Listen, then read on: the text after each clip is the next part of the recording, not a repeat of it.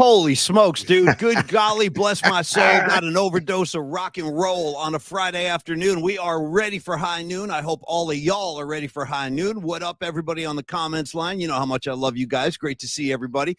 My main man, Creative Tony, with the my preference is always to see the attractive top half of Tony's face. So I like when you don't wear the hat, generally speaking. So it's great to see you in your natural state. Shout out to all the members of the Bay Area Sports Collective. That would be Tom Tolbert, myself, Creative Tony, Johnny Lund, Danny Ogden, Jeremiah Crow, the whole community. And that thing is going to grow, kids. It's going to grow. So get ready for that. Yeah. Tony, how you doing today, bud? We have an overdose of materials today. They're like, there's too much going on today. Shout out to police, Tony. Too much information running around my brain. You can find that on Ghost in the Machine. Great album, great track. Tony, how are you?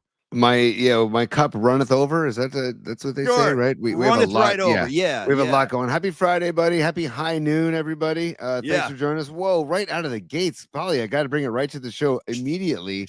We got Aaron Kask. Can I get a friend? We got to give it to him, dude. Hang on, let me set this up. I got to set it up real quick. I got my friend. Do your thing. Yeah, cheers, Aaron. Aaron. By because I actually have. I have that. Oh, man, I can't wait to get the soundboard. God bless. Oh, it's good to take a nice hit. Yeah, do it. Fresh pot! Thank you, Dave Grohl. And that's for you, Aaron. Give him another one. Give him a double shot. Pot! You damn right, dude. We like to do things in threes here. Fresh pot! You know what my problem is I can't get a fresh effing pot. Shout out Dave Grohl, who actually had to be rushed to the hospital for a caffeine overdose. That's a true story. Amazing. Dude, what? Yeah. Really? If you ever go, so if you've never seen this after the show, I encourage everybody, but not before, because I want you with me right now. But if you want to go after the show, go to YouTube, enter Dave Grohl Fresh Pot. It's like a 2-minute video. Shows Dave Grohl just pounding pots of coffee in the recording studio with the Foo Fighters. And at the end of the video, they had to throw his ass in an ambulance and get him to a hospital because his heart rate was so jacked. They had to I'm not kidding. It's a true story. Anyway, check it out. Fresh Pot. And thank you, Aaron. Thank you, Aaron. You rock, dude. Thank you. You are valued super. Okay, Tony, so much to get to. So we really got to rock and roll today. We got a special guest coming at 12:30, Mark Cannizzaro, New York Post. We love him. But we have matters of business to attend to. So let's do that first. And actually, no, Tony, my bad. Let's do the set list first. And then we'll do Long Bridge. Yeah, let's talk. Let's let everybody know what we got. Come on, man.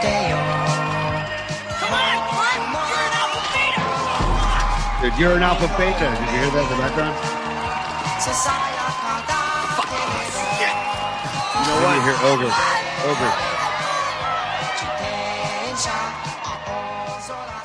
Thank you, everybody. Thank you. Now, again, this is our tribute as we reach across the globe to shake hands with our friends in Japan. Our first ever Polymac Particle Army member, the Japanese regiment, has checked in. So shout out, Mark. That's for you as we celebrate Japanese culture on the Polymac program. And that, of course, is one of our heroes, Takashi, from the Revenge of the Nerds tricycle race. So we just want to honor all our Japanese friends with the Japanese music bed. Tony, talk about the set list for today. What are we looking at in terms of content?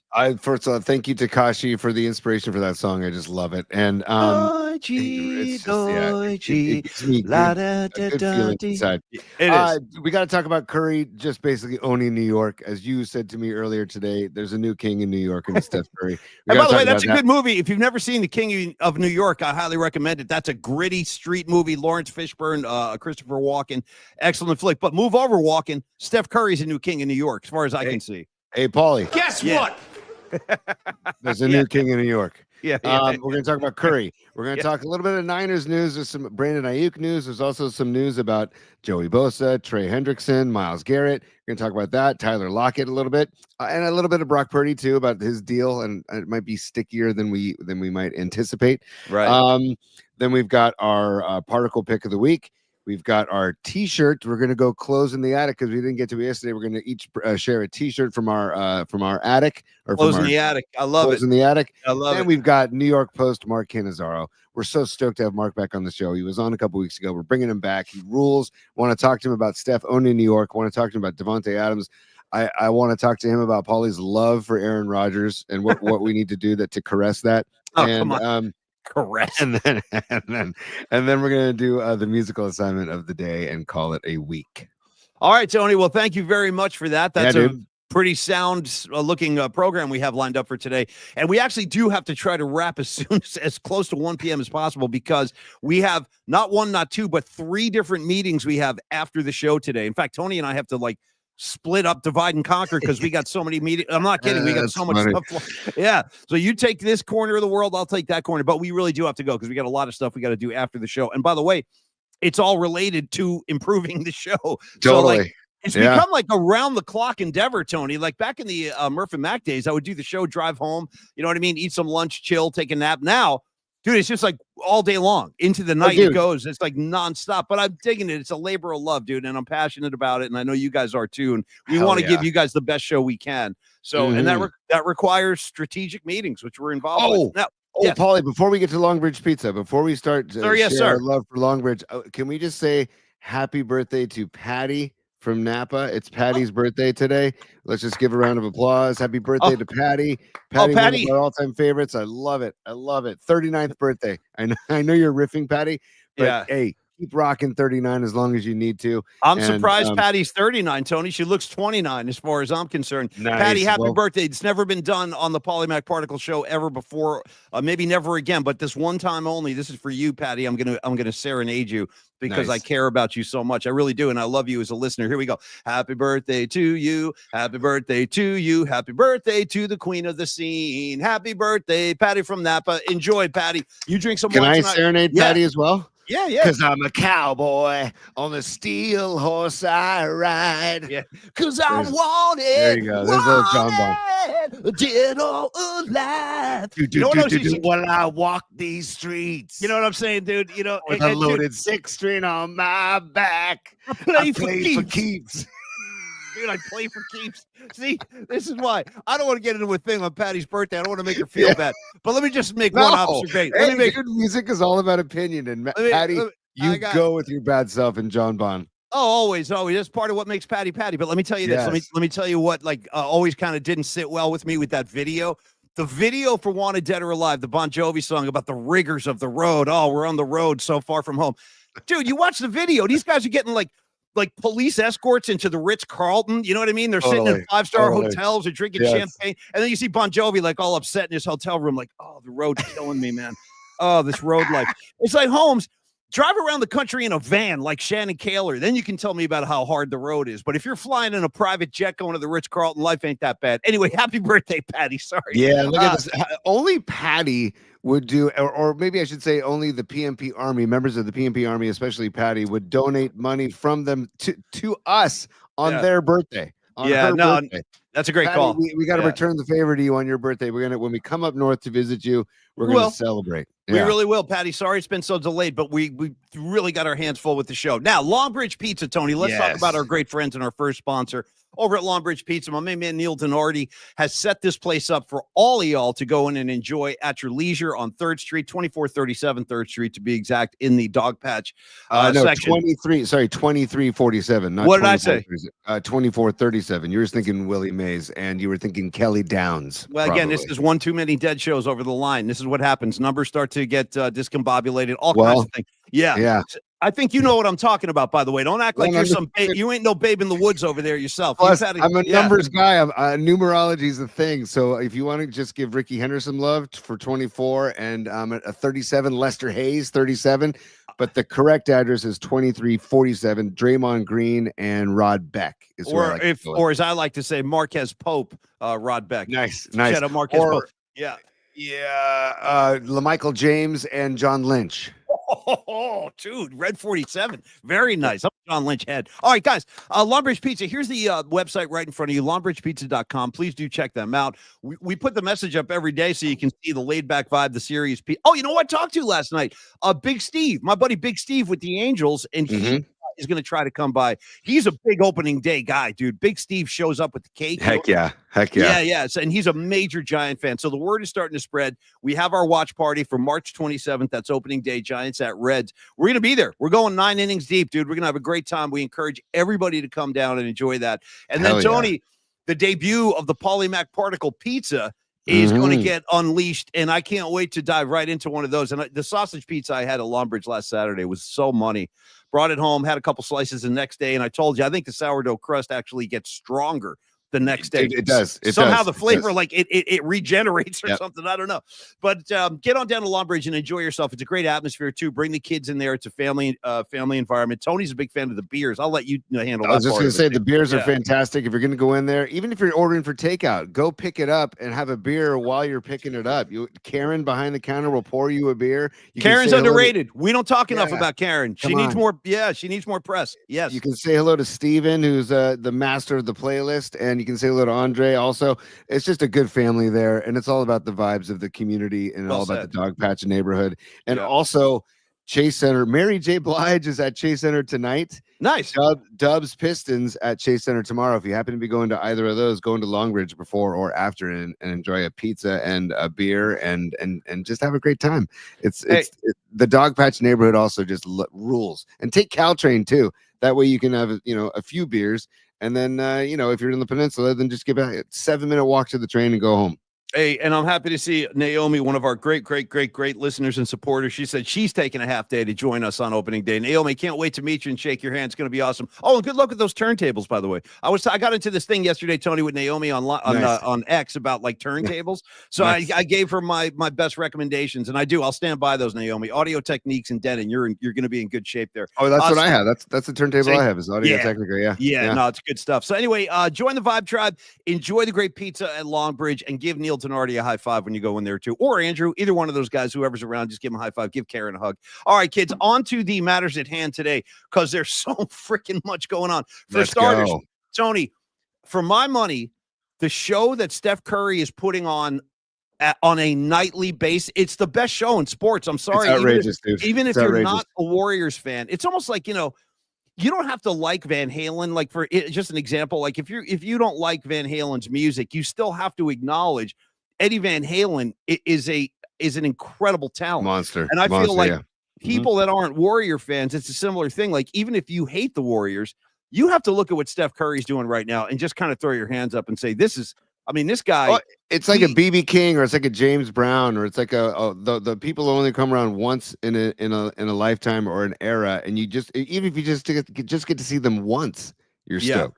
And so I feel like people at this Nets game last night might have been their first time seeing Steph, or at the Knicks game, or whenever. It's like the Steph Curry road tour. Whenever he does decide to call it quits and he lets it be known, like that exit tour, Steph Curry's exit tour is going to be outrageous, dude, because people from all walks of life all over the world are going to be coming to see Steph. I wonder though, you know what though? That's an interesting point you made, and I never thought about that. Like Steph Curry's like farewell tour and all that. When they would do, like, I remember they give like I think they gave Kareem like a rocking chair or something. They go to each city, somebody gives him a new gift. I don't know that Steph Curry's going to do that, just because he's so low key about like all of his. I don't know. It's just an interesting point. I'd be curious to see if he wants that. I don't think Steph's gonna have a choice. I don't think Steph's gonna have a choice. I think every team he visits is going to say, we need to honor you. We want to honor your career. He's not going to have a choice. They're going to want to shower him with love and gratitude every city he goes to. Let me honor his career right now then, Tony, and give him some gratitude and love. Let me give you some numbers. So last night, Steph goes, and by the way, 4-1 on that road trip, 10-2 rather, since Jimmy Butler's joined the team, 10-2. Can't ask for much better than that. 4-1 on the road trip. They go into Brooklyn, kind of a tight game. And by the way, F the Nets. Now I got bad blood towards the net. What do you want to do? You want to get in a boxing match, or you want to play basketball? Like, they're trying to rough up Steph. Cut the shit. Don't piss off Steph. You know what's going to happen. Steph did get pissed off, and he winds up dropping 40 points on the night. Now, here's the deal, T. Ready for this? This is the kind of stuff I'm talking about. Last night was the 145th game where Steph Curry had 7 or more three-pointers. Think about that for a second. Dude, that's insane. Number one all time by a mile. That's insane. 145th time in his career he scored more than 7 three-pointers in a game. It's like what Kate Scott was saying yesterday about how he's changed the game, and how on fast breaks he will stop behind the arc and launch instead of taking a layup, because that's how confident he is in his stroke. It's incredible to watch, man. We have to just keep appreciating it every single time he takes the court, because when he's gone, it's kind of like when you have kids, right? And then you keep saying, or like kids sports and the mayhem of the kids sports, you got to appreciate it while it's happening, because when it's gone, you're going to miss it, dude. When Steph's gone, he will be greatly missed by all. Well, I think I want to attach a theme song to that whole idea, Tony. That would be courtesy of my good friends in the Grateful Dead. I know you, Curry, gonna miss me when I'm gone. One of my favorite Grateful Dead songs, I Know You Rider. Shout out China Rider, Tony. I hope you get one. Hope you get a China Rider in a couple of weeks. Right, China Rider, China. Yeah, that's good stuff, dude. I Know You Rider is one of the first songs I learned on guitar, by the way. Yeah. Well, I feel like that kind of sums up what you just said. I know you, Ryder, going to miss me when I'm gone, and I am going to miss Steph when I'm gone. It's going to be a gaping hole in the NBA when he leaves. But in any case, just another incredible performance last night. Warriors off tonight, back home tomorrow for the Detroit Pistons. That's another tough game. Detroit's a good, young, physical team. Detroit's good. That's going to be a good test for this team coming off a long road trip. So we're looking forward to that. Now, Tony, also just to address a couple of things real quick, because I do want to get into your – I'm trying to follow your set list. I want to get into bookmarks because there's some good Curry bookmarks at some point in the next couple of minutes. So you let me know when you're ready for bookmarks. And I'd say right now, because we're talking Curry. Let's get into it. Yeah, if they're Curry-centric, let's go. Yeah. Oh, yeah. Come on. It's time. Sure, go ahead. Laugh if you want to. For bookmarks. Maybe that's how you get your kicks. You and your good time buddies. PMP style. I got a flash for you, Joy Boy. Party time is over. That's it. I got a flash for you, Joy Boy. Okay, T, bring them on. Present us with your bookmarks today. It's Steph. It's the Steph effect. We talk about the Jimmy Butler effect and how 10-1 when Butler's been on the floor, and the Dubs are 10-2 since Butler has come to Golden State. Yeah. But this is Curry's exit at Barclays Center last night, and I'm gonna get it here because there's just a bunch of steps you have to do to share this stuff. But look at this, Paulie. I'm gonna start it over. Sure. Okay. Yeah. This is last night? This is last night leaving the Nets game, and watch the crowd as he exits. Look at this. Okay. Let me see if I can put the volume on too, because sometimes the volume will shock everybody, so I don't want it too high. You're good. All right. Look at him. I see him. And they're yelling MVP. This is a road game in Brooklyn, dude. I know. That's what I'm saying. I mean, one more time. Let's get him one more time. Watch him in the middle. Doesn't that just make your? It does. It does. Did you see him with the grandma kitty before the game? Did you see this whole thing? Yeah, I did. I did. Do you have any bookmarks about Grandma Kitty? I put something in there. Can you bring that one up? Yes, I would love to show this. So stand by. For those who missed it, I'll set this up. Here she is. This is so cute. So this is an elderly woman who is a monster Warrior fan. Now, Tony, I understand she keeps a scrapbook about every game the Warriors play. And she presented Steph with the scrapbook. There's a separate video aside from this one going around where she showed Steph the book. And Steph Curry, again, just kind of demonstrating the kind of man he is. Show the video. So this is him meeting Grandma Kitty for the first time last night. By the way, real quick, what do you give me? Is that David Spade in the background? Doesn't it look like David Spade? I know it's not him. Definitely not David Spade, but that's about a 9 on a what do you give me 4 scale? Great eye, Tony. Great freaking eye. How did David Spade? How did he get a media credential? You can see it right around his neck. What the hell? That's a good call, Tony. Yeah. Let me see. Is there volume on this bad boy? Oh no, there's no volume. No, there's no volume, but you don't need it. Yeah, just look at this. Grab Steph's arm. Go ahead. Oh my God! Look at that, man! And look at Curry dialed in. What do you need, Grandma? Look at she's still got a ton of energy. Look at she ain't letting go. She's leading the conversation. She's leading the conversation. Yep. Yeah. You're damn right. Here comes the jersey. That's for you, Grandma. Look at it. Look at her. Thank you. I mean, dude, it says Grandma on the jersey. I know. It says Grandma Kitty. That's her name, Grandma Kitty. Yeah. Go ahead, Steph. Show me your abs. I love it. Make sure David Spade gets a fist bump on the way out. Yeah, there we go. Yeah. I wish I had those abs. I'd have my shirt off right now.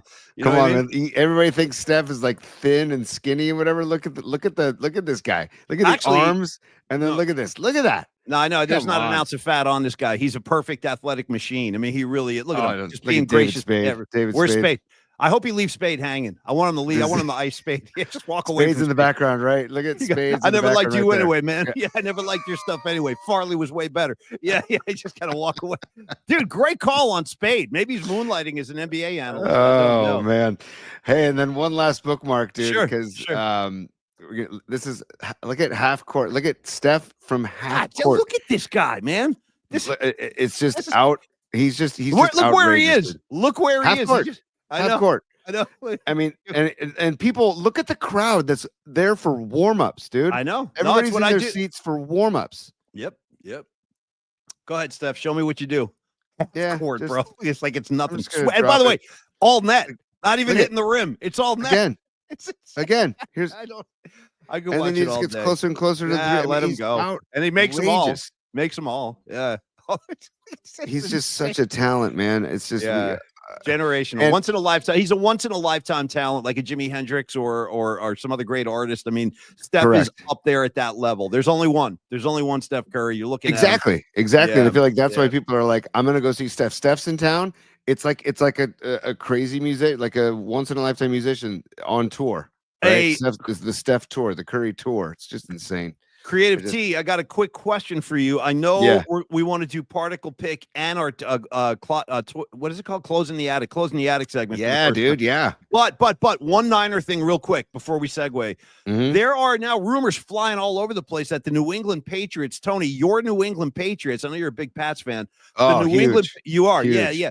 You and Tom Brady, the both of you guys. It's that whole San Mateo bond you have. But I love that they set the stage and like built a stadium like an hour away from Boston, like the Niners did at Levi's. That's cool. I like that they were the first team to do that. Thanks, Patriots. Cool. Thank you. I've been to that stadium. I never saw a Pats game there, but I saw concerts there. And when I tell you that there's one road in and one road out, dude, you're right.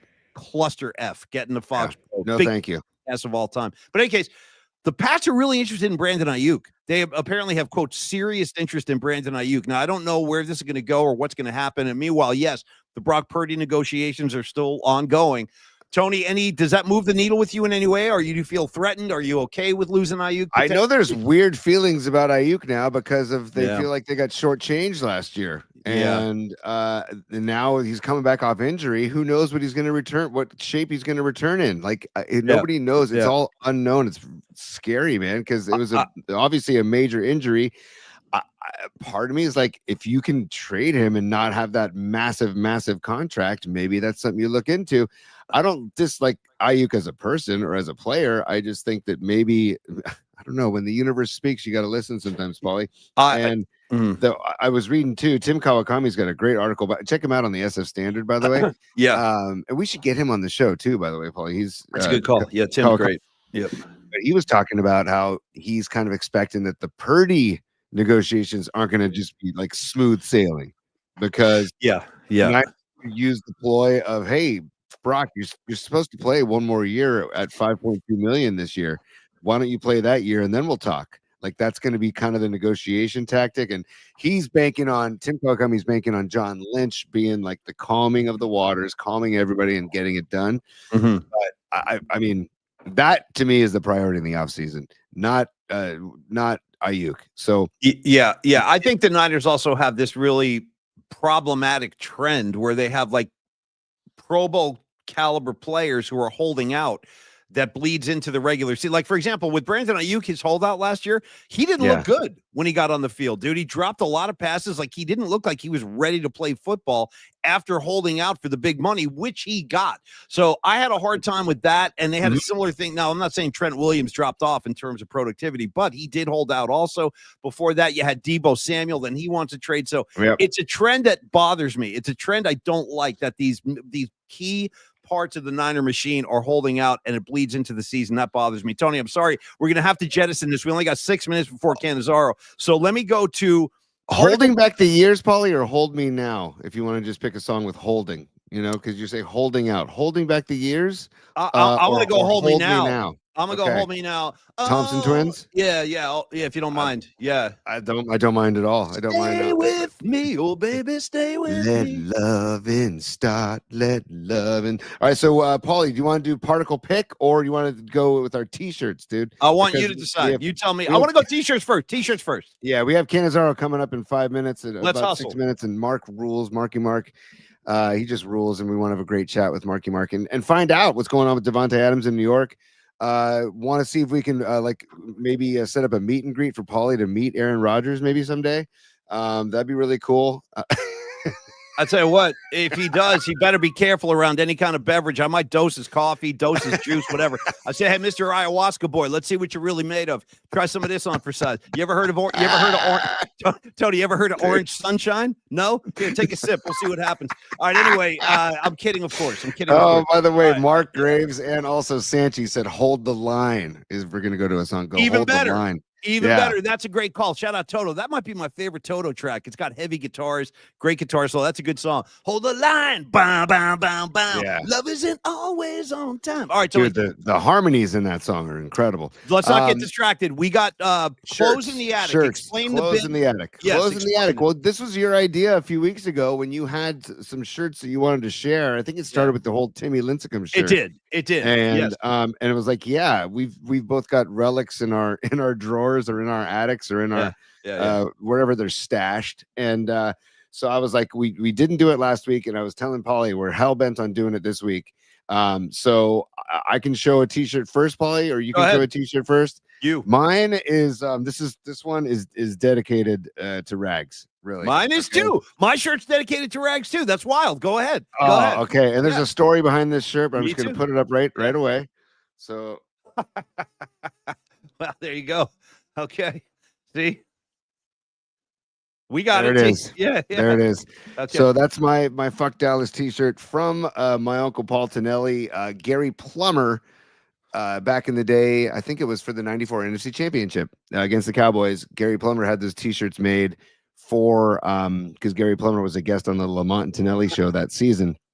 He had those t-shirts made for the team, and some of the players wore them under their pads like Plummer for that NFC Championship, and that's what George Kittle was inspired to wear.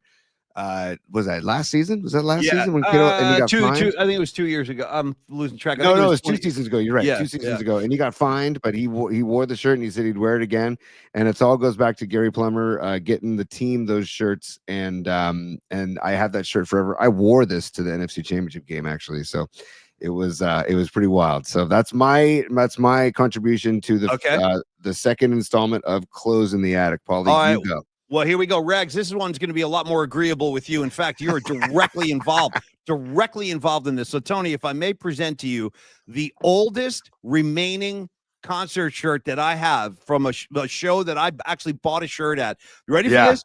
This goes all the way back to 1986. Nice. It's the first Aerosmith show I ever saw. Okay, it was at Madison Square Garden with my buddy Rags. Rags, we don't have to get into the pipe and the purse and all that. We don't need to talk about that, but let me show you what happened. Now, there's a whole other thing going on there, but great show. First time I ever saw Aerosmith, I was so happy. The original band got back together after Joe Perry had left, and we were on the floor right in front of the stage. Great show. So here we go. You ready for this? Dude, this thing is literally hanging by a thread. Hold on. Hanging around. So this is the first ever Aerosmith shirt from my first ever Aerosmith show. You can see the very faded. Wow. Kind of that. Okay. Dude. So, and then the back held up a little better. This is the best part. What year are we talking again? What year? 86. 86. Beautiful. And then you got to look at what it says on the back. The Bad Boys from Boston. Yeah, dude. Oh my God. Look at that font. That thing takes up your whole back. Yeah. The Bad Boys from Boston. So this. If you ever wanted a back tattoo, you just get that. It covers your whole back. Clothes in the Attic. I figured we should do it with the band that inspired the title, Toys in the Attic. So there it is, Tony. That's friend, fantastic. It's amazing. Dude, this thing is even still like I could wear this if I wanted to. You should. It's so sentimental. I don't want to damage it. You know what I mean? It's. I have a couple of those too that I'll share in future Clothes in the Attic they're so sentimental that I don't wear them anymore. And lastly, Paulie, because our listeners are and viewers are so freaking great, I wanted to share this email we got yesterday. Can you see that, P? That nice. is is a sweatshirt. He said it's from the guy's name is Ferries Mike. Nice. I don't know if his last name is first name Mike, last name Ferries, so that's a nickname. Well, Ferries wear boots, and you got to believe me, Tony. So anyway, go ahead. Yeah. I went to the doctor. Guess what he could give me? Smoking and tripping. Go ahead. Yes. Because smoking and tripping is all that you do. He said, as long as you're going t-shirts in the attic, I thought I'd throw this one out there. It's not a t-shirt, but it's a sweatshirt, and it's Aerosmith. Boston Pride, Boston, Massachusetts. So I thought that goes along very nicely with your sweatshirt. Yeah. And by the way, great show. And terrible Ted Nugent opened the show. Uncle Ted. Nice. The stakes are high, and so am I. It's in the air tonight. Okay. Great show. Anyway, Rags, cheers to you, buddy. Me and Rags did a lot of damage in New York City back in the day, and that's back when New York City was still like Martin Scorsese Taxi Driver in New York City. It was still tight. Dude. It ain't like now you go to like Times Square. It's like being in Disneyland. Which I don't even like. I want to dirty it up again. Let's keep New York dirty. That's my new campaign. Yes. Yeah, Hey, Paul, you know why I like journalists and why I like writers? Talk to me. They're timely. They're always on time. They're never late. So Marky Mark is in the green room as we speak. We're gonna punt the particle pick to the end of the show. After Mark. Okay. Exactly. Okay. So I'm just letting Mark finish his champagne in the green room real quick. Very good. And then I'm going to bring him to the show. Yeah. Okay. He just finished his last sip. Here he is. Okay. There he is. Sir. Okay. Oh, Marky my God. Mark Cannizzaro. How we doing, brother? I'm doing fine. I hope you don't mind. I'm in my car because I'm just running around doing some stuff.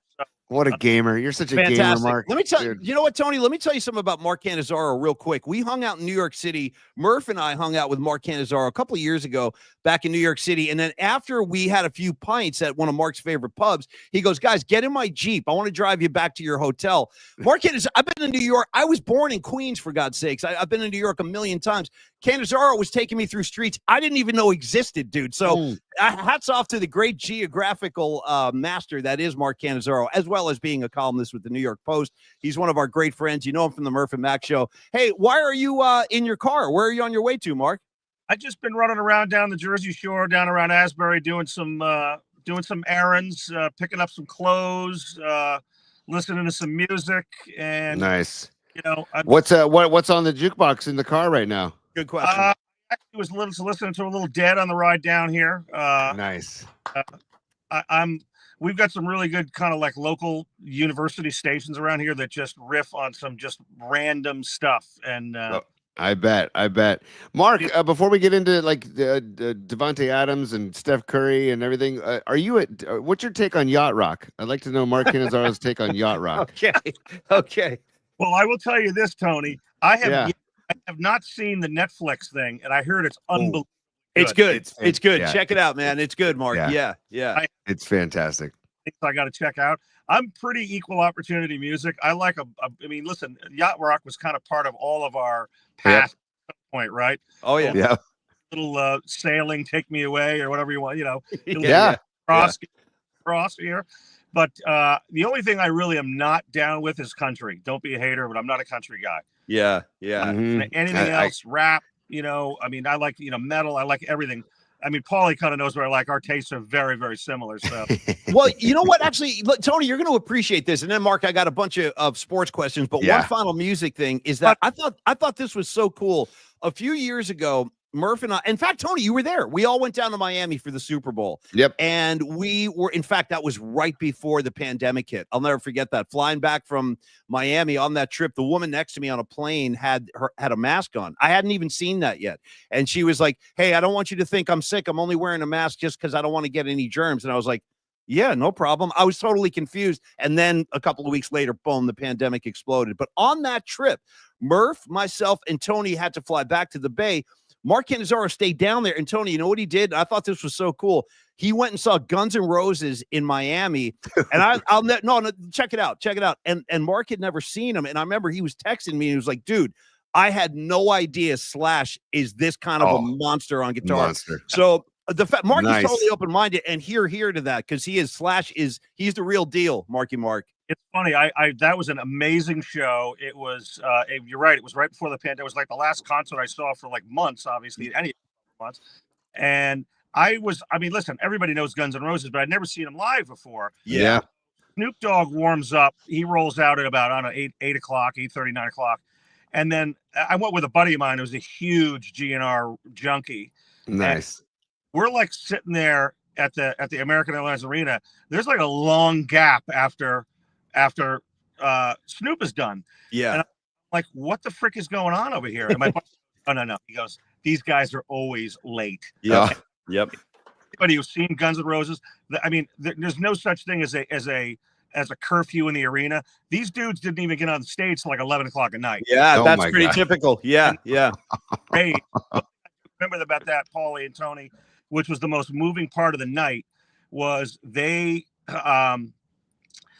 did a tribute to Kobe, because Kobe had literally just passed. Wow. Oh, wow. At January earlier. And they did an incredible montage I want to say they did a cover of Knocking on Heaven's Door. I think Yes. Wow. Yeah. And they did a whole montage of Kobe and highlights behind. It was really freaking moving. So I really a lot. Yeah. And that's actually a nice transition to get into some basketball talk because and rest in peace, Kobe Bryant. But the whole Steph Curry conquering New York thing, Mark, I mean, we've been having so much fun watching it out here in the West Coast. But you know what's starting to really occur to me, Mark, is that Steph Curry has become so beloved, not only in the Bay, but all around the league. It really does remind me of the Michael Jordan years, where Jordan would go into any arena in any city in the NBA, not only sell the place out single-handedly, but before the end of the night, everybody in that building would start cheering for Jordan. And you're seeing this now with Steph. You see it at the Garden. We all know how much Steph Curry loves to put on a show at the Garden. But then watching him last night, Mark, walk off the floor in Brooklyn to a standing ovation, like, I have not seen anything like this since Jordan. Do you think that's a fair kind of observation comparison? I do, Paulie. It's funny. I was just I watched. I'm a Knicks fan, so I was watching the Knicks game the other night. Yeah. I was like, obviously, I want the Knicks to win. They've been playing well this year, but I have such an admiration for Steph, and not only as a player, but I came across Steph a couple of years ago before, actually not this Super Bowl, but the Super Bowl before this. I did a piece comparing Steph and Mahomes and kind of the otherworldly stuff they do. I remember. Yeah. Look at and go, like, how does this happen? And also, as a part of that, a face of the league and the guy that just does no wrongs. You're right. And I sat with Steph in the Four Seasons in downtown Manhattan for about 30 minutes. And he was he's just one of the most humble, classy superstars. Yep. You guys were lucky because you got it in your backyard there. But I really, really, and he's a golf junkie. I'm a golf junkie. We were talking about, I was wearing in fact, it's funny, I was wearing my San Francisco Golf Club that day, which is nice. For those who know, SFGC has got a very minute logo. I mean, if you know deals. Yeah. I wasn't sitting down with Steph in about 18 seconds. He gives me the nod. He goes, "Nice shirt." Well, he knows. Oh yeah. So getting back to the other night at the Garden, like, I'm rooting for the Knicks because I want them to win, but I'm like, I'm okay with Steph beating the Knicks. Yeah.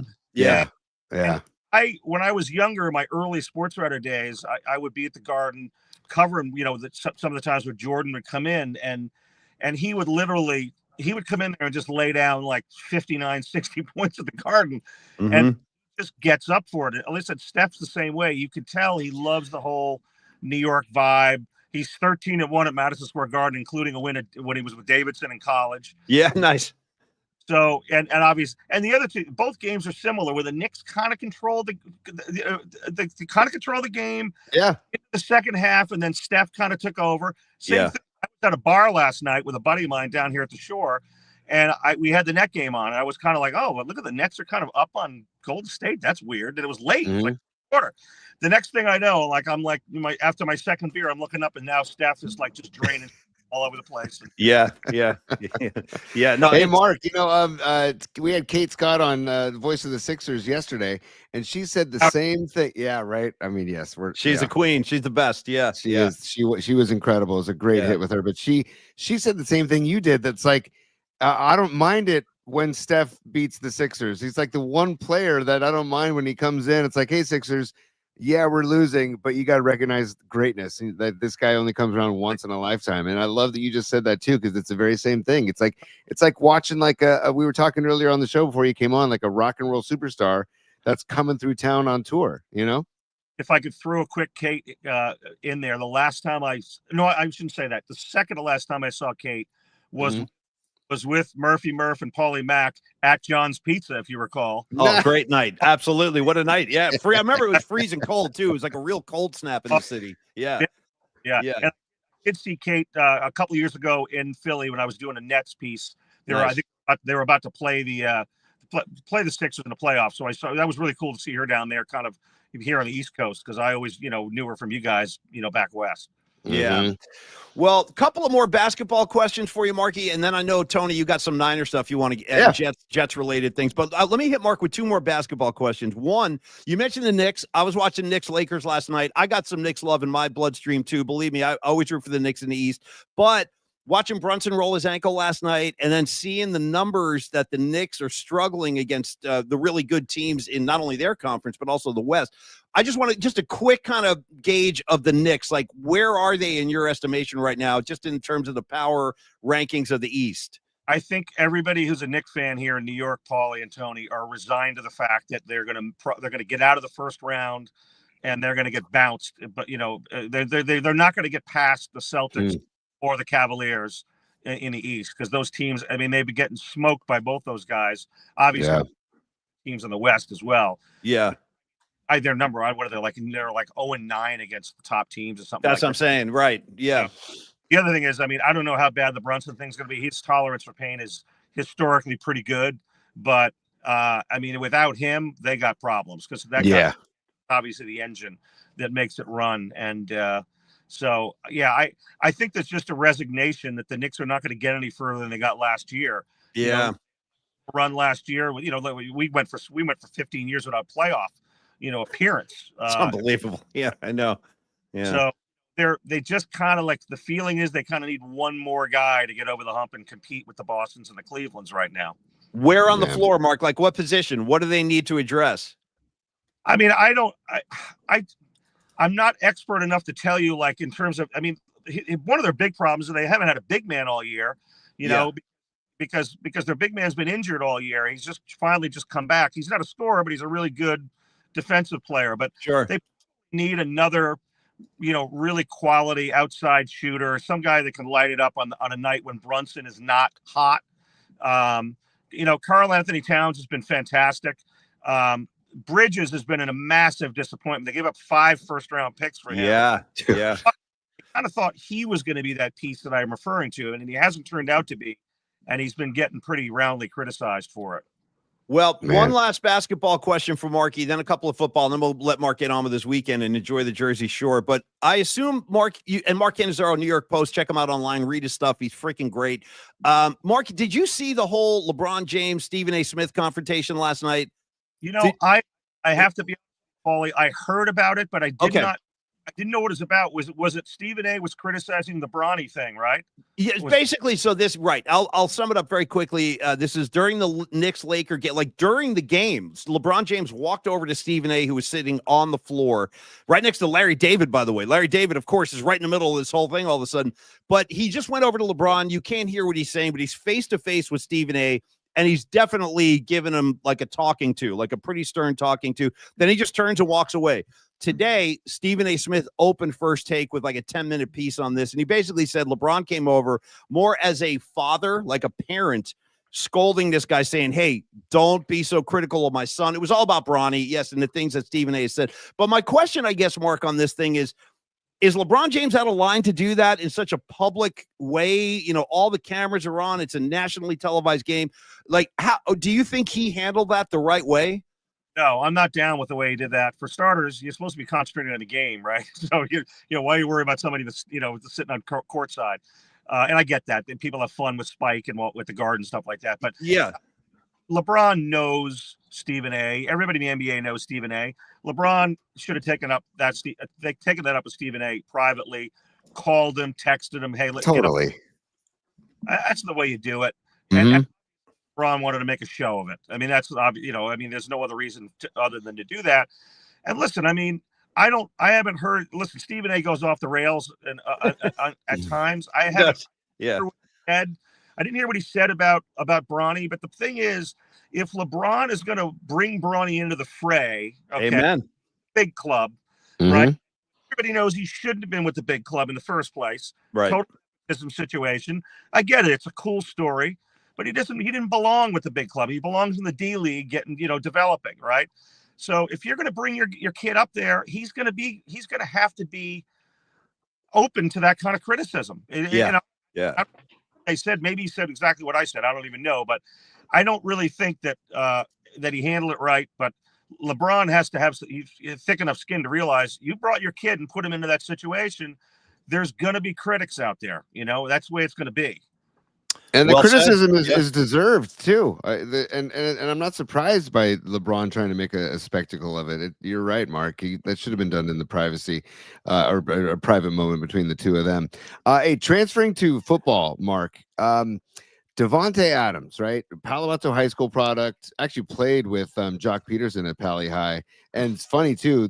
Jock Peterson had better stats his senior year in high school than Devontae Adams did. It's pretty funny. That's crazy. Yeah. And then Devontae went to Fresno State. But truth to the talk that Devontae wants to make it back out west, and preferably is eyeing the Niners as one of his landing spots. Well, listen, I'm not part of his camp, but I do know that he wants to be. He would like to be west. He's a massive golf junkie, so the weather is good there for golf all year round, unlike like it is here during football season. I was kind of thinking it's going to be fascinating because I feel like Devontae wants to be with Rodgers, but now doesn't really have any takers. And ironically, the one taker that might be as desperate for him as Rodgers' team are the Giants, right? I know. Yeah. So I wrote a little item in a column today saying, because I think Rodgers makes the most sense, even though people think he's toxic. I don't think he's toxic. I mean, teammates love Aaron Rodgers. Everybody in the Jet locker room, minus maybe a couple guys, loved him. Mm-hmm. But I think, given the options that are out there at quarterback, I mean, now it sounds like Kirk Cousins may stay in Atlanta. Not that I think he's any good anymore anyway. Right. I mean, it looks like the Steelers are going to pick Fields over Russell Wilson, who I think is, if he's not done, he's close to done. So the options aren't right there. So I thought I kind of wrote, listen, bring freaking Rodgers in there, and then you bring Devontae in there. You got him opposite Malik Neighbors. That's a pretty good outside combo platter. That's pretty sweet. Yeah. Wow, so, that'd be pretty good. I think that Devontae is probably chilling, waiting back right now just to see what Aaron's going to do first. And that makes sense. Niners make 100% sense, especially now with Debo gone. Another team out west that makes sense are the Chargers. I mean, not one of the best quarterbacks in the league, and they could use some receiver help over there as well. So I kind of look at it as Niners, Chargers. I'm almost even wondering, would he go back to Vegas with Pete Carroll there? I don't know. I don't know. I know he forced his way out of there, but who knows? Right. There, but I think the Niners are very viable. There's no question about it. I'm actually more fascinated to see what the Niners are going to do with your quarterback out there. I mean, Donald. I mean, I get it. He's not a dynamic, throw your team on his shoulders and carry them for a month, but he did lead them to a Super Bowl, and he's pretty efficient. So I'm fascinated to see what they're going to do for him in terms of what kind of cash they're going to give him. Yeah, Mark, I was just reading locally. Tim Kawakami saying he expects it to drag out the contract talk, and it's like, that's not good. That's not good. Oh shoot, we just lost Mark. Oh, how did that happen? I don't know. He just dropped off. Hey, thanks, brother. Hey, we were going to wrap anyway. It's okay. It's okay. Maybe it was one too many Devontae Adams questions. He didn't like it. Oh, wait, no. I think he's coming back, Paulie. I think he's trying to come back. Stand by. We'll bring it back on. Yeah, here. Let me get it. Marky. I don't know what just happened there. My self-service was very good. I can tell because I'm about 100 yards from the Asbury Circle down here in Asbury Park, and there's very good service. Well, let's keep it. Let's tell you what. Then let's keep this Jersey specific. I'm going to tie Mark Cannizzaro into the E Street Band lore right now. For Dan Federici, the late keyboard player with the E Street Band, he passed away, but his nickname on the streets was Phantom Dan Federici. Now you see him, now you don't. Danny Federici. I'm going to go ahead and say, now you see him, now you don't. Phantom Mark Cannizzaro. That's your new nickname. Now you see him, now you don't. Phantom Mark Cannizzaro. I'm going to stick with that. Yeah. I will say this right now, and this is not like a downer kind of thing, but Danny Federici passed away. Do I still have you, or did I lose you again? No, we got you. We got you. Yeah. Daniel Federici passed away of melanoma.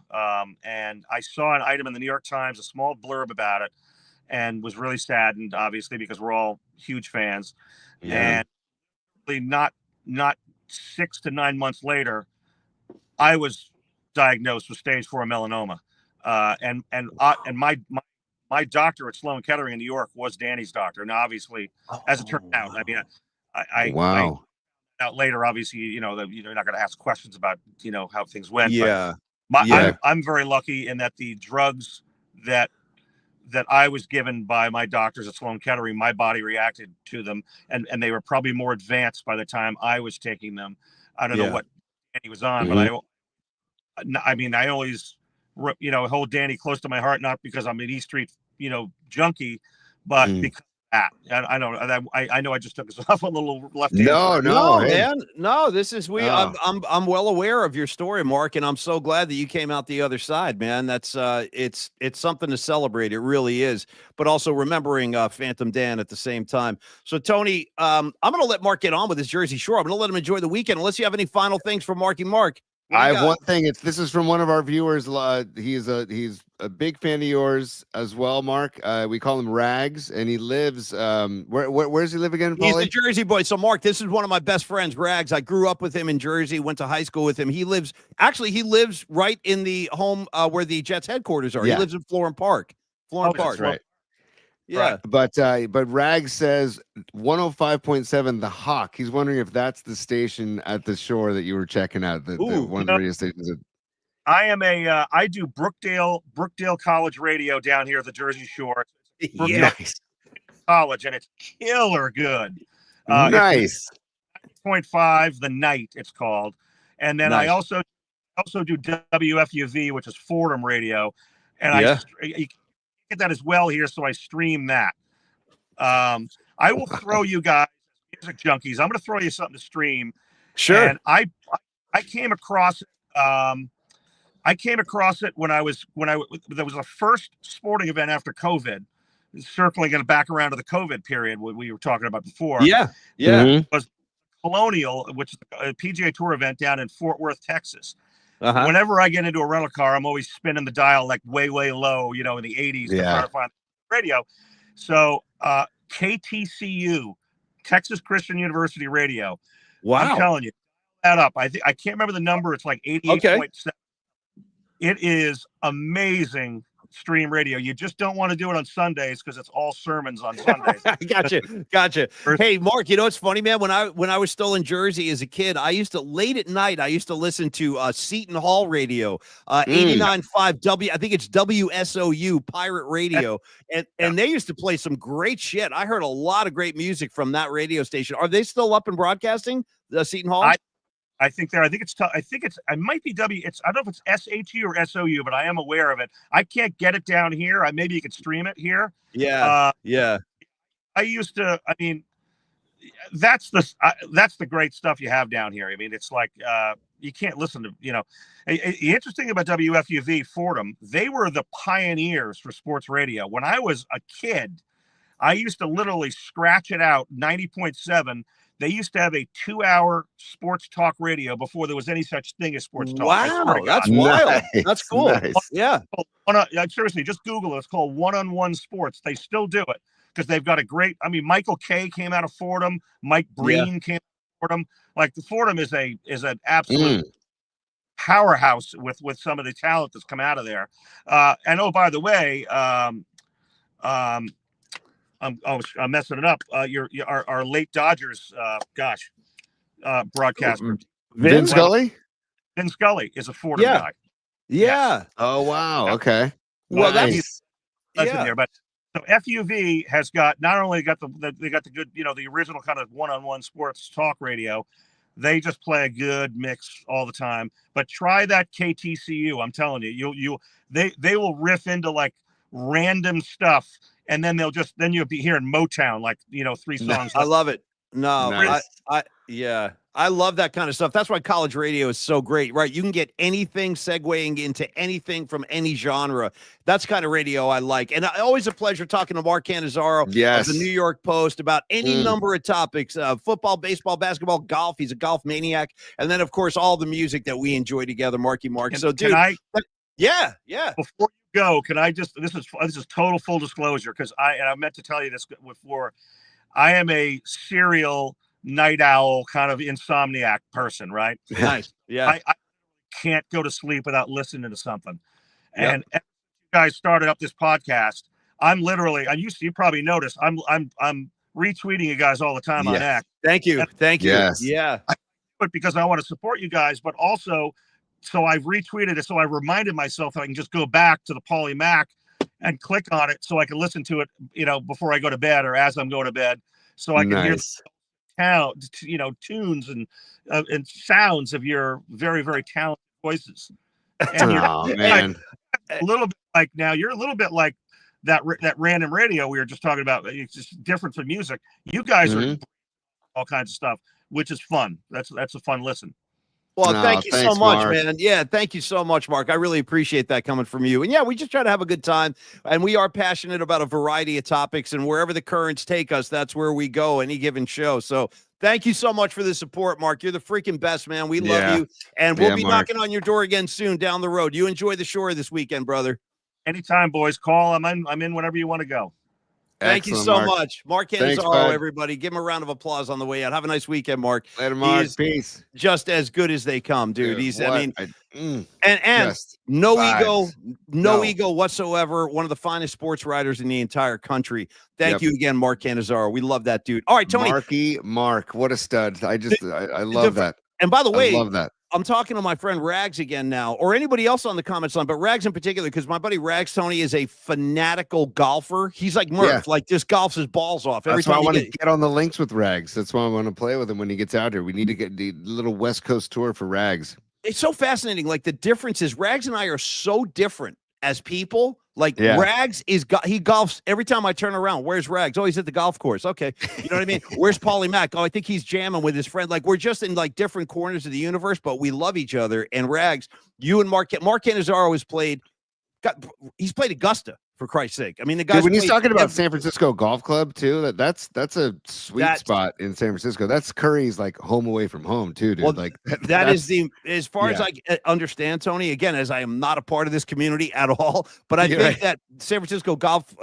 Club is one of the most exclusive, if not the most exclusive in the whole city. I got to leave that stuff to Brian Murphy. He can tell you as opposed to me. All right, Tony, couple more things and we got to get the hell out of here for our 87 meetings we have this afternoon, but and I'm hardly exaggerating. I really am. I'm hardly exaggerating. But we didn't get to the particle pick. So should we kind of pick it up there? Yes, we can get to the particle picks and musical assignment and wrap it up and let everybody start their weekend.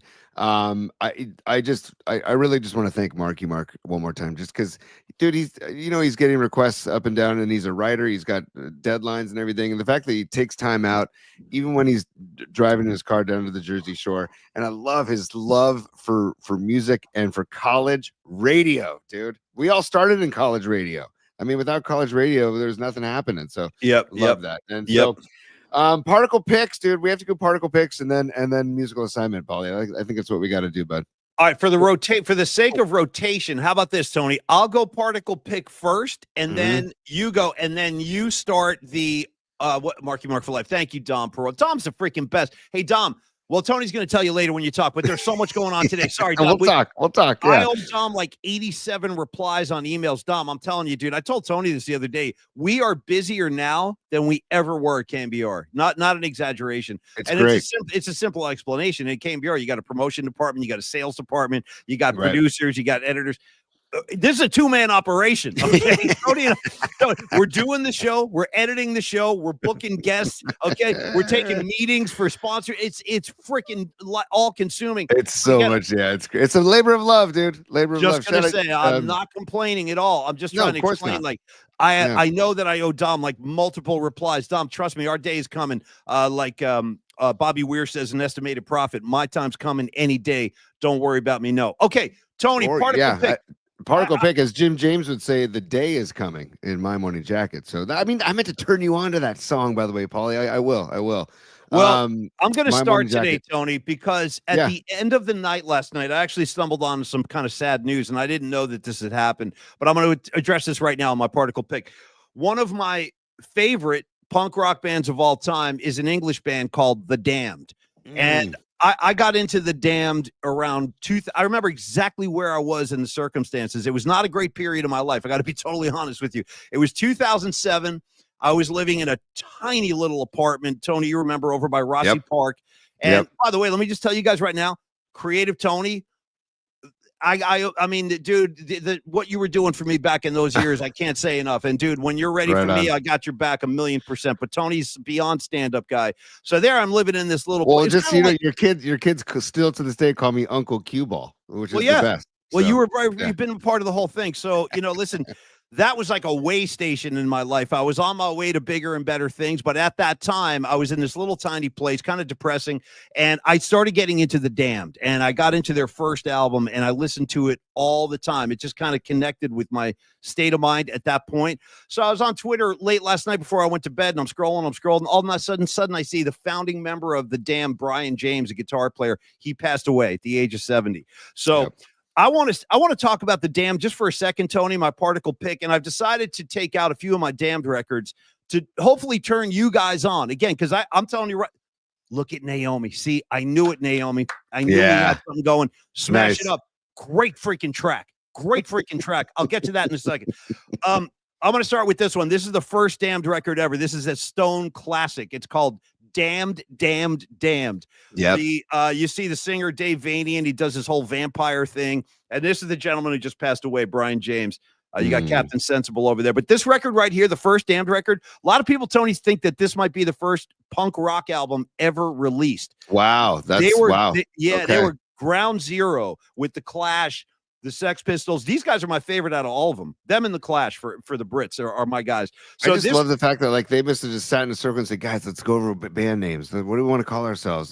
They said The Damned. Incredible name for a band. Name. Yeah. Trivia for you too. This first Damned record, which I highly, highly, highly recommend. Chrissy Hind was the original bass player in The Damned. How do you like that for trivia?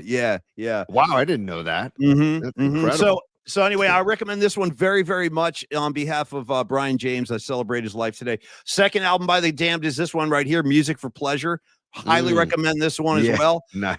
It's like, this one is more like a Stooges record because there's saxophone. Sure. There's like, Tony, they actually do jams on this. There are like long jams.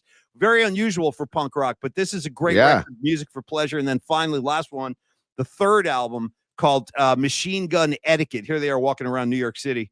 Nice. And this is the one Naomi would smash it up on it. Another great one. So there's 3 Stone classics from The Damned. As I just want to say, rest in peace, Brian James. Thanks for the music. And this, again, for me, this record right here, the first Damned, I wouldn't have made it through 2007 without it. I'm telling you right now, this is the record I listened to every freaking day that year, Tony, because it just kind of connected with my state of mind. So my particle pick is, if anybody puts these records on, I believe your life will improve. I really do. This will make you a better human being, getting familiar with The Damned. All right, Tony, the floor is yours, my friend. That's incredible, man. So I'm at like a fork in the road because I have a beverage of choice I can do for my particle pick, or I'm gonna do the beverage because I'm a Lego head, and so my honorable mention is just Legos has started making.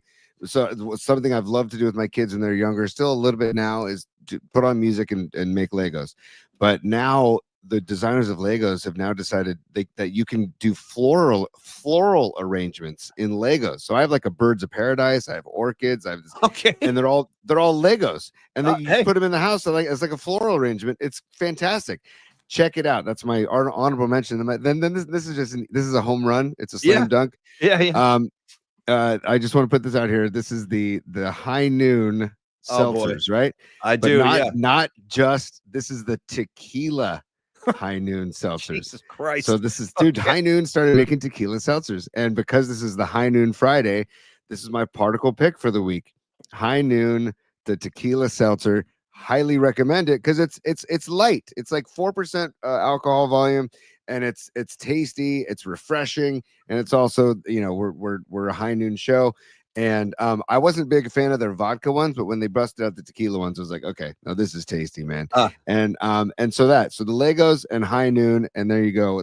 That's my particle picks of the week. Paulie, 1 second, stand by. Oh, okay, standing. Tony's reaching. Oh, I like this. Tony grabbing new props off the shelf there. Let's see what he comes back with. What's These are the Lego orchids. Damn, right? Those look pretty good. Isn't that the coolest? Yeah, you want to talk about a great project to do on your own or with family.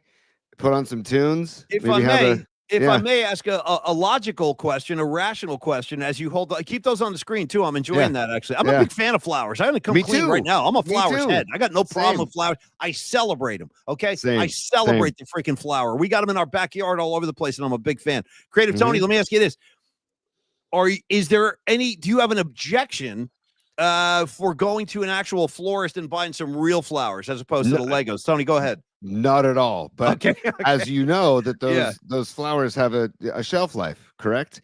So this was like whoever at Lego decided to go in this direction is a genius. Because dude, they have, if you go to certain Lego stores or certain hardware stores, toy stores, they have all kinds of different floral. They have like succulents, they have roses, they have like I said, birds of paradise. They have the sunflowers and stuff.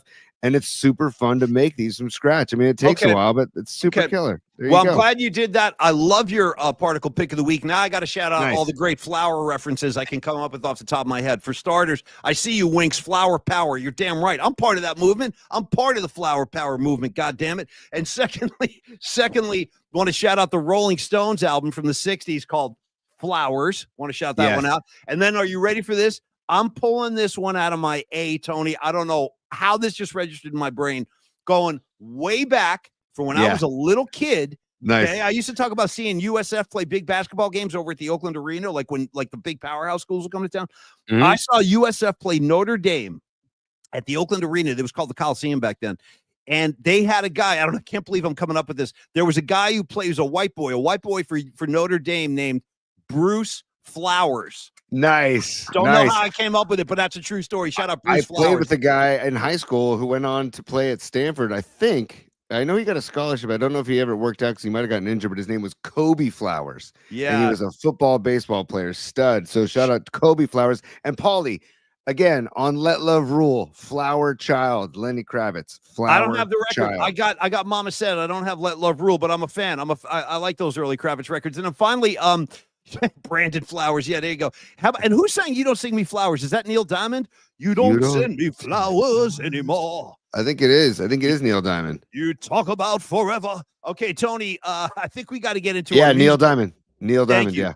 All right, so musical assignment, and then we're out for the weekend. And then we got to give some Longbridge love on the way out too, and then get the weekend started. Get this. Okay, who's going? Me or you? I don't care. You decide. You go. You go. And by the way, I want to let people know, Tony and I, the production that we're lacking on this show, like proper opens for the assignment, proper opens for the particle pick. It's all coming. It's all freaking coming. We're just one thing at a time, one hurdle at a time. Again, a two-man operation, folks, but we will get proper opens built. Now, Tony, this is an easy one. Yesterday, I made a declaration on the show where I said, to celebrate the fact that Polymac Particles has now landed in Japan, we've brought the Takashi theme song to you. And today, for the musical assignment, I thought, and this is all to celebrate our listener, Doug. Shout out Doug over in Japan. Tell me what part of Japan you're in, by the way. Shoot us an email. Tony, can you Paulie, by the way, I'm going to put this underneath you, by the way. Just keep talking. Okay, so we thought today, for the musical assignment, we would celebrate songs, bands, artists. Any connection to Japan musically will be accepted by the judges. And who would you like to go first today, Tony, with the You. Okay. You. Well, this is an easy one for me. Probably easy to telegraph my punches on this one, but I bought this record when I was in 6th grade. I bought this record when I was 12 years old, and I still listen to it today, and it's still effing rules. Ladies and gentlemen, Cheap Trick at Budokan. This record right here, let me give you the inside artwork too. I missed it. This is what you don't get when you stream. You don't get the gatefold. You know what I mean? I need Robin Zander on a gatefold. By the way, you see the resemblance to Kurt Cobain right there? I always felt like Robin Zander was kind of like Cobain's dad or uncle or something. And turns out Kurt Cobain was a big fan of Cheap Trick. And if you listen to this record, you'll hear it. You can hear like the Nirvana blueprint that they took from Cheap Trick. That's a great call, Paulie. That's a great call. Loud guitars, kind of punky, but also a lot of pop hooks. And this is the one that put him over the top. This was the record that put Cheap Trick over the top. It's got Ain't That a Shame, I Want You to Want Me, Surrender, Hello There, Big Eyes, Need Your Love, Need Your Love, Need Your Love, Need Your Love, Need Your Love. Need Your Love is what sold me. That's what got me. That's what got me. Need Your Love. A lot of people don't know this, and I'll say final thing on this record, my musical assignment of the week. Robin Zander, that guy's he's my favorite singer. Period. End of story. Yeah. Go listen to his. Come talk to me after you check out some of his vocals. That's quite a revelation. I don't think I've known you for decades. You've never revealed that to me before. For me, this is the guy. He's number one, greatest singer I've ever seen live. I mean, he is truly incredible. He's incredible. You took me to that show at the Great American Music Hall, and it was insane. It was such a great rock and roll show. I've seen them play a couple of gigs that I was like, damn, that's as good as anything I've ever seen. I mean it. That's how good they can be on the right night. Anyway, Tony, Cheap Trick at Budokan. If you don't have it, you need it. Go get it. Floor is yours, Tony. Your musical pick of the week. Okay. Do you know what, when we talk about particles and we talk about Paulie and I being kindred souls and spirits for decades now? So we both come to our pre-show meeting with musical assignment, and Paulie and I both show up with the same record, which was hysterical. Nice. Right? And so that because you already explained it, so I did. I had a backup, dude, because I had a feeling. Yeah, you know, like you said, pretty easy to predict me on this one. I know. Yeah. Before I go into this, I want to give a shout out to a Japanese jam band, Kikagaku Moyo. Kikagaku Moyo. Check them out. Search them up on YouTube, online. They're no longer together, but they were around for maybe 10 years, or no, like 8 years. But their last album, Kamoyo Island, I don't have the record. Yeah, but check it out. Kikagaku Moyo. Check them out. Bunch of Japanese dudes a bunch of Japanese hippies that are hippie kids. Oh, dude, you played them for me. I remember in your studio you played them. Those guys were good. Dude. Japanese jam band. Come on down. Yes. Hey, by the way, Tony, sorry, one real quick interjection from the comments line. Darren Reyes, thank you, brother. Great line. He goes, I just want to remind everybody that Spinal Tap's Smell the Glove was huge in Japan. And that's at the end of the movie, they actually reform and they go tour in Japan. He goes, apparently, Smell the Glove is on the charts in Japan. Anyway, thank you, Darren Reyes. Great call. Tony, finish up, please. The floor is yours. Dude, I'm trying to do something real quick for everybody because Rising Wolf just asked for spelling. So I'm going to try this out and see if this works. Yeah, there it is. Kikagaku Moyo and the island Kamoyo Island. And then I want to say, Paulie, because I don't have Hello Nasty. I think that's the album that it's on, right? Beastie Boys? Yeah, Beastie Boys. Intergalactic is my pick, but I'm just gonna show my love for the Beasties. Paul's Boutique is my favorite Beasties album. Yeah. So here's Paul's Boutique. Yeah. Just because, and you want to talk about like, opening it up. There's all like, come on. I mean, shout out the Dwight Gooden jersey hanging on the rack on the front cover. I love that. There it is. Yeah, can you see that right there? That's a Dr. K. Yeah, hell yeah. But I was gonna say Intergalactic from the Beastie Boys is the song I want you to put on the Spotify playlist. Oh shit, I didn't even pick a song. My bad. That's right. Okay, go ahead. You tell me yours first. My bad. Intergalactic by the Beasties, because their music video, if you remember the music video, it was filmed in Tokyo. And that the artwork of the it was like Japanese superheroes. Do you remember the video for I do, of course. Yeah, no, of course. Yeah. So that's my musical assignment pick because the video was filmed in Tokyo, and it's also one of my kids' favorite songs too. You guys, Tony, you're tapping into a vein now. I wish we had more time, but we really do have to go. Honestly, I'm gonna have to wrap right after Long Bridge. But final couple comments I have. I wanted to say that shout out Japanese superheroes. We didn't even get into Godzilla today. Shout them out. And then, of course, Tony, do you remember Ultraman? Yeah. Ultraman? Yeah. I do. Shout out freaking Ultraman. He was a part of that whole Japanese comic book culture. And then I will use my pick. So Intergalactic for Tony. I'm going to use the longest song on Budokan, clocking in about 10 minutes long. I'm going to put Need Your Love on there too. So Need Your Love is my pick from Budokan, and Tony's going Intergalactic. Now, a couple final Long Bridge, and we're going to Beasties. Let the week. And by the way, again, go to Spotify and search PMP Playlist 25. PMP Playlist 25. If you bring it up and you can't find it, search my username Paulie Picks. You'll see it that way and enjoy it. A lot of stuff on there now. Pretty good playlist. Tony, totally. Pizza. Longbridge Pizza is your one-stop shop for all of y'all on your way to any event at Chase Center. Tonight, we got Mary J. Blige. Stop by Longbridge for a little pre-concert meal. That's what I did last week before USF. Went in there with 4 friends of mine, sat down, had a great meal, enjoyed a couple of cold beers, walked right down to Chase Center, 10-minute walk. It was beautiful. Longbridge, laid-back vibe, serious pizza. I reckon my buddy John from USF, he took my word on it. He was eating the Nico pizza. I met John last week. Also, you've heard me talk about the chicken parm sandwiches on Wednesdays. They're incredible. Tony's a square pizza head. The Vinny's Gabagool sandwich, I've also tasted. It's incredible. The chopped cheese. Chopped cheese is something, I might eat chopped cheese on opening day. There you go. Again, their chopped cheese sandwich is basically their equivalent of a cheesesteak. And it was really really freaking good. Tony, your thoughts on Longbridge, and we're going to wrap, dismiss the class, send our friends into the weekend. Longbridge Pizza, the beers, fantastic. If you order takeout, go in, have a beer while you're picking up your pie. Don't forget that Tuesdays are smash burgers, like you said. Wednesdays, chicken parm. Wednesdays, Thursdays, Detroit style square pizzas. Also, Mary, like you said, Chase Center, Dubs hosting the Pistons tomorrow at Chase. Good call. Again, I live on the peninsula. Rising Wolf lives on the peninsula. Don Peralta lives on the peninsula. Any of you peninsula heads, take Caltrain to the 22nd Street station, walk 7 minutes to the dog patch, and walk through the dog patch, dude. Dog patch is a great neighborhood. Also, you mentioned Neil and Andrew's name around the dog patch. They're known because they take care of each other in the dog patch. So longbridgepizza.com. And also, Neil was the inspiration for my Legos, by the way, because he was at Legoland with his kids this week. So how about that? So longbridgepizza.com.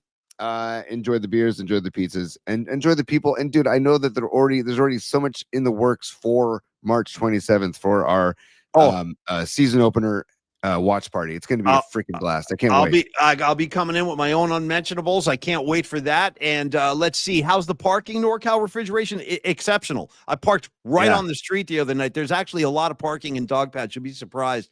So don't put your car in some expensive lot. Just park it over in Dog Patch. It's safe. I did it last week. Hey, that's a great call. Thing, and this one's for Brother Spike, because I saw you with your Aerosmith stuff. One more look at the Polymac concert tee from 1986 that still stands. The Bad Boys from Boston. That's for you, Brother Spike. I'm beautiful. Yeah. On our way to the weekend, Tony. And I'm gonna share mine one more time, just for Rags. That's mine for Rags. That's my T-shirt. Back from the '94 NFC Championship. Okay, and I still wear it proudly whenever the Niners play the Cowboys. I always wear it underneath something, of course, but I do wear it. Of course. I mean, after all, Tony's a church-going father of 2. For God's sakes, he's not going to compromise that reputation. Tony, let's wrap it up. If you could dismiss the class. Thank you guys, by the way, for a great week. It was really a great week on the show. Fantastic week. Thanks for the support, everybody. All of you supers, you know how much I love you guys. All of that goes right back into the show, as you will soon see. Soundboards are coming. We're closer than you think. Creative Tony, the class is waiting for dismissal, if you could. Class dismissed. Yep. Hey, Paulie, I also want to thank Brian Murphy for coming on the show this week. I want to thank Kate Scott for coming on the show this week. I want to thank Mark Cannizzaro for coming on the show this week. I want to thank Dante Whitner for giving us loads of material for not coming on. And perfect. He will come on. I want to thank Rudy Sarzo. I want to thank Rudy Sarzo for answering me and then ignoring me. I don't know what's going on with Sarzo. I love him. I had him right here in the palm of my hand. I had Sarzo, you guys. I had him. He was like, yeah, sounds good. What time's your show? Gave him all the show times, and I can't get a hold of him. I don't know what's going on. But anyway, I know what it's like. It was a fun week. You guys rule. Thank you so much. Creative Tony, have a great weekend. And we'll back see at you, Paulie. Have a great weekend as well. And Patty, have a great birthday weekend. Happy birthday again to Patty. We love you. And PMP Army, you guys just rock. And thank you all for your support. And thanks for checking out the show. Spread the word, Bay Area Sports Collective. Remember, we're the Bay Area Sports Collective as well, with Tom Tolbert, John Lund, Dan Ogden, Jeremiah Crow. That will be we'll be doing more and more involving the Bay Area Sports Collective too. BayAreaSC.com. Also at Bay Area Sports Collective on YouTube, and then again, if you want the audio versions of our show on Spotify, TuneIn, and Apple Podcasts at Polymax Podcasts. All right. Thank you, y'all. Have a great weekend and be safe, everybody. We'll see you right back here. Polymac Particles, 11 a.m. Monday. Have a nice weekend. Peace, y'all.